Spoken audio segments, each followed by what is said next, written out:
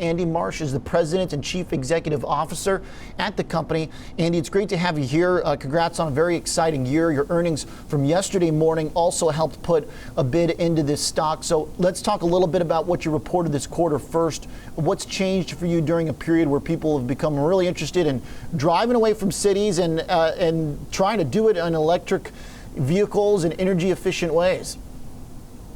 So, Oliver, I would like to tell you it's been an overnight success, but I've been doing this for 12 years, and we've been building a business. So, over this quarter, we had a record quarter. We achieved $72 million in gross billings, $1 million in EBITDA. I think what really excited investors is that we announced that the third quarter is going to be 40% higher in the middle of this pandemic, where we told investors we would achieve 110 to 115 million in gross billings, as well as $9 to $10 million in EBITDA, really showing the leverage of revenue and increasing our profitability. I think that has investors excited, but I think you can also explore everything we're doing to create the hydrogen economy. I think is really what has interest investors. I like that you mentioned you've been in this game for a long time. You are not a startup company that's new or just IPO'd. Correct me if I'm wrong, but the shares have been trading since 2001. And that means that there's something new here over the last year that's really got people excited. I know you've talked about being a part of some of the new electric vehicles. How close are you to that? Because right now, you're still mostly providing power for things like forklifts and manufacturing facilities and logistical operations, stuff like that. Sure. So, Oliver, if you take a look, we've been building up this base technology for 2 decades, as you mentioned. And to me, it's very reflective of the experience I had in the wireless market, where I started back in the early 80s. And it really wasn't until the mid-90s till it was really successful. And Plug is having the same experience today. So we're leveraging our technology in fuel cell stacks, which is the heart of fuel cells, in energy generation, especially with the 2 acquisitions we had the past quarter. And we're beginning to move into other applications, such as ground support equipment at airports, on-road vehicles. We'll be putting 3 vehicles on the road with 3 different companies this year, both in the United States and Europe, as well as the fact that we have work going on with 3 large OEMs. So we are quite excited about our present business, which we believe by 2024, just with putting fuel cells in the forklift trucks with people like Amazon and Walmart, that will be a $750 million business. But there's plenty of other opportunities for Plug Power, both in the fuel cell space and the energy generation space.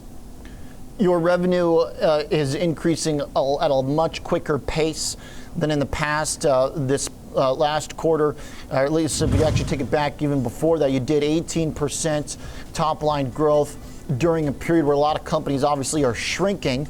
And then before that, the first quarter was a 90% growth. Prior to that, 50.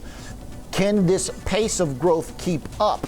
I like the point about the Amazon centers and more. We've seen the way e-commerce needs all these big logistic warehouses. But where do you go then next? I mean, right now we know that a lot of these e-commerce companies have said this is like as much demand as we've ever seen. Does this peak right here? Do you have to find new places then after this rush of e-commerce and build-outs are done? Sure. So let's, if I take a look at some of our customers, which are some of the biggest internet retail companies in the world, folks like Amazon, Walmart, Home Depot, but there's also other applications. And by the way, we're just beginning to touch that market. I'm excited that we have over 35,000 fuel cells running in distribution centers today, but overall, that opportunity is well over 2.5 to 3 million opportunities. So in our core market, there's still great opportunities, especially in Europe with companies like IKEA and Carrefour, which we've already done some initial deployments.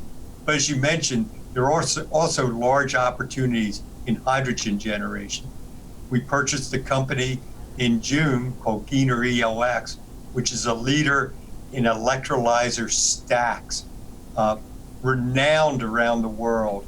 And recently, Europe announced that by 2030, they're going to be deploying 80 gigawatts of electrolyzers. And Plug Power has the best technology to meet their needs. So there are, not only in our core market, but other markets, huge, large opportunities for Plug Power. For the ability to do that, do you have the funds on hand to continue to grow the way you want with new client demands? Do you plan on issuing stock? Do you want to use the big rally to create some cash for yourself? So, Oliver, we do have ambitious plans. We're always looking at the best, and we've had a very recent successful fundraiser back earlier in the second quarter to help us with some of the acquisitions. We're always looking at the best cost of capital for the business. For example, we were able to reduce our debt rate in the second quarter. So, I would say we're always looking at all the options to best fund our growth. Okay, so all the options. What about the combinations with other companies? Are there partnerships? Would it make sense for one of these big car companies to say, hey, we want your technology and we want to expand our offerings? I mean, there's a lot of people that call Tesla a battery company at the end of the day. Are there car companies that you would team up with and just say, hey, let us run under your hood? I think there's opportunities, Oliver, with car companies as well as with large utilities. I wouldn't underestimate our ability to generate green hydrogen. We're the only company outside of large scale companies that have ever built a hydrogen plant of scale. And now we have the ability to generate green hydrogen, which our customers quite honestly are demanding. People like Amazon, who have very ambitious sustainability goals by 2040. And the work we're doing in Europe, that also is, green hydrogen is critical. So I would say, Oliver, that I'm a publicly traded company, that my stock's always for sale. and so I can't see in the future. My goal as a CEO is continue to build Plug Power into the leader in the hydrogen economy. And Andy, just to be clear, your relationships with the car companies right now, do you have partners? Is it clear that you could use your power for vehicles? Are you in talks with any car companies right now? We're actually, Oliver, as I've mentioned many times, our products are being tested by 3 large OEMs around the world, both in the United States and in Europe. Okay. Andy, really good stuff, exciting, and looking forward to continuing the conversation. Thanks for being on with us. I appreciate the opportunity, Oliver. Thank you very much. Thank you. Andy Marsh is the president and CEO at Plug Power. Shares up 280% on the year. I'd have a pretty big smile on my face, too, if I were running the company.